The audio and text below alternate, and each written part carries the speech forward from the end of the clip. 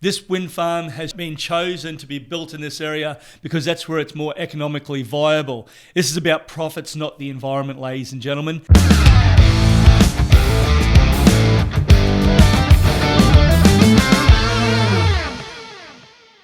Good morning, ladies and gentlemen. It's Nick Demetto. It's the 7th of October. I'm here to present the Katter's Australian Party RE-KAP, where weekly we keep everybody up to date on exactly what Katter's Australian Party MPs have been doing across the state and in their electorate. This week, Bob Katter has been quite busy and he's been pushing hard against the state government's proposal for a $62 billion clean energy plan that'll see Queenslanders using 70% of renewable energy by 2032. The problems that Bob's had with this is he just wants to remind people of how things have gone over there in Europe, where they've become almost completely reliant on solar and wind, and the collapse of the energy market over there because of the inability to have dispatchable baseload power at the ready when people need that power most. We've seen blackouts and all sorts of problems with their electricity grid relying solely on green energy over there in Europe. And one thing that Bob has raised is they've been talking about this pumped hydro scheme out near Mackay. That's what the state government has been flouting this week. And funnily enough, nobody knew about this other than the state government, none of the mayors, the traditional owners, and definitely the 50 people that potentially will have their houses resumed to build this dam didn't know anything about this. Bob has been saying this for a long time. Not only should Hell's Gate Dam be built, it produces an abundance of water for pumped irrigation schemes west of the Great Divide to actually build an agricultural industry out there in the Midwest. But also there is an abundance of water to be used for hydro schemes that could actually power half of Queensland without having to worry about a pumped hydro scheme. Bob Katter this week has also met with residents up there at Ravenshoe in the Kennedy electorate. The Chilumban wind farm proposed up there seeks to build in the middle of the World Heritage Area, which would be quite detrimental not only to the bird life but other species that inhabit the area. Now, the fact is that this Korean-based company seeks to build 94 wind turbines up against the ridge. Now, this wind farm isn't being built in a place where it's environmentally friendly, far from it. This wind farm has been chosen to be built in this area because that's where it's more economically viable. This is about profits, not the environment, ladies and gentlemen. And Bob has been working with residents to make sure that this does not go ahead. He believes this project will be will actually destroy the native wonderland up there and will be actually an eyesore and a blight on the World Heritage Area. I'm no greenie, I'm an anti-green, right? But I am a patriotic North Queenslander, and you are going to destroy our jungle habitat. Bob Katter also joined Robbie this week out there at Hewenden to meet with investors, residents and those members that sit on the HIPCO irrigation project board to discuss the project moving forward and the importance of not only investment in the region but making sure that the right environmental approvals are given by the state government to see that this project goes ahead. The reality is this is a $182 million project that is actually funded by the state and federal governments to make sure that this project goes ahead. Robbie and Bob have put their full support behind this. There has been some hang-ups with the state government on the environmental approvals as well as the water allocations, and Robbie Katter and Bob will continue to make sure that the right political pressure is applied to see this project through to fruition. While Bob and Robbie were actually in Hewenden this week, they also met with the Yirrandangi people. They are the traditional owners of the area that will have to give a tick of approval to see the HIPCO irrigation project go ahead. They also committed with the HIPCO project $40,000 to go towards the new architecturally built cultural centre for Hewenden. Leader of the KAP, Robbie Katter, has also been very busy this week, and he started off on the weekend in Charters Towers at the Rush Festival. The Rush Festival was all about celebrating 150 years since gold was actually first discovered in Charters Towers. And you only have to look around Charters Towers and look at the the infrastructure that was built during those times. Plenty of money was spent, but plenty of money was generated and kept in the district to build some of those beautiful buildings. Thousands of people descended on Charles Towers over the weekend to become involved in the celebrations, and I've got to take my hat off and thank those people that worked on the committee of the Rush Festival to make sure this happened.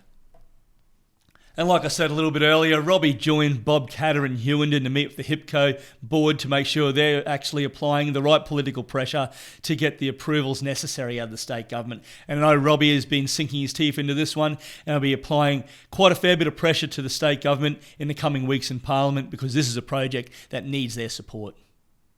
Robbie Catter this week spent some time flying around the Traeger electorate in his small Mooney plane, and of course Robbie doesn't need the $150 million fleet of planes that the Premier does to get around the electorate of Traeger, but he spent some time flying around, and he got out this week to Mount Surprise.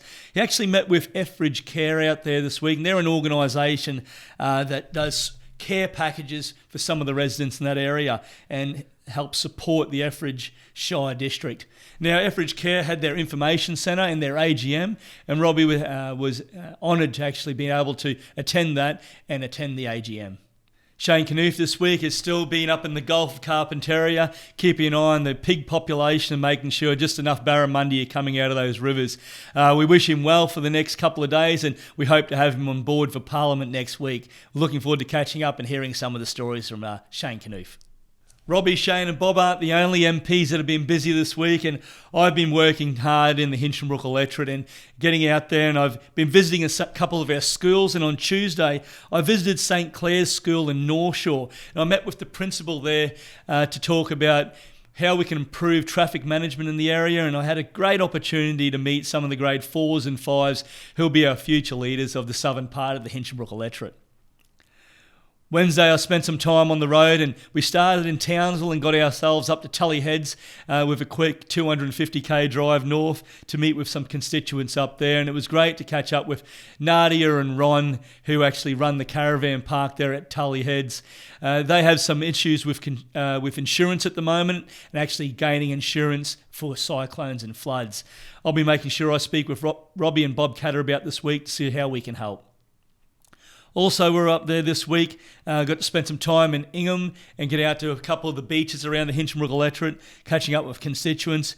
And on Wednesday, I had a chance to shoot back to Townsville and catch up and meet with the Smart Precinct Wednesday Connect event. And this week they actually had this at Safety Culture. Now, Safety Culture is actually one of Townsville and North Queensland's first billion-dollar tech startups. And it was great to hear from some people that were part of the original startup on how that got off the ground and the hard work that they had to complete to make sure that they could build a business that now has 780 plus workers and employees worldwide. An incredible story. On Thursday, I spent some time out at St Anthony's Catholic College, and I was actually able to enjoy their weekly liturgy, as well as talk to some of the students out there after presenting them with a brand new Queensland flag.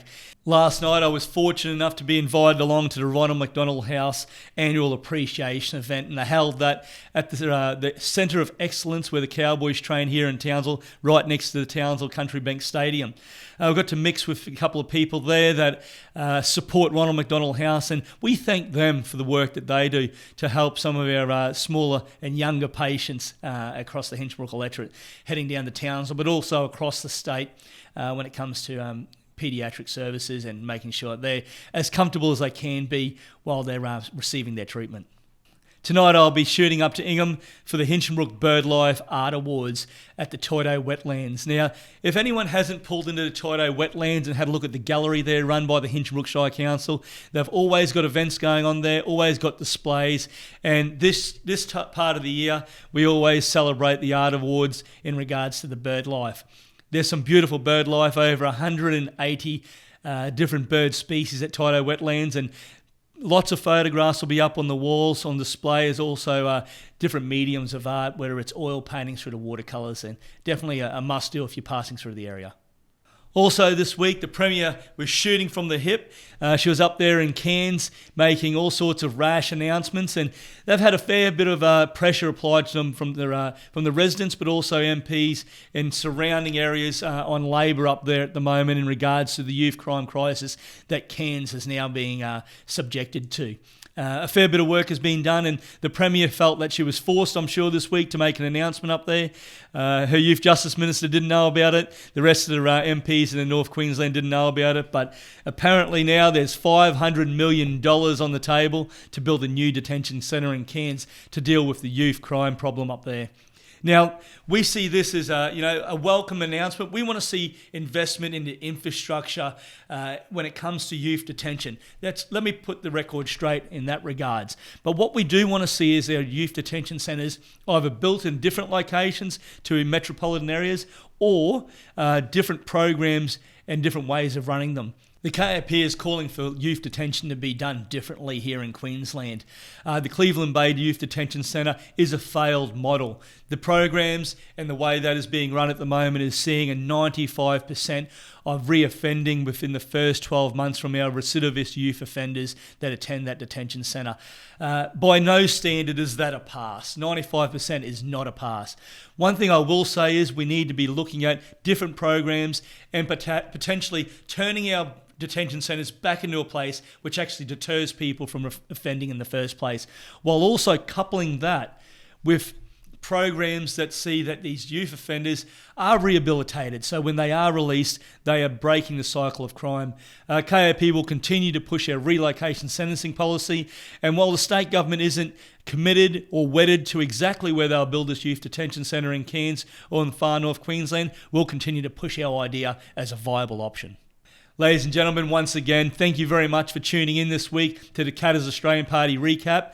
Once again, if you're seeing this for the first time on YouTube or somewhere on Facebook or Instagram, please subscribe. That's the best way to keep it up to date with Katters Australian Party's doings and what their MPs are up to in not only state parliament, but federal parliament as well. Until next week, ladies and gentlemen, have a great weekend. Whatever you're doing, stay safe and look after yourselves.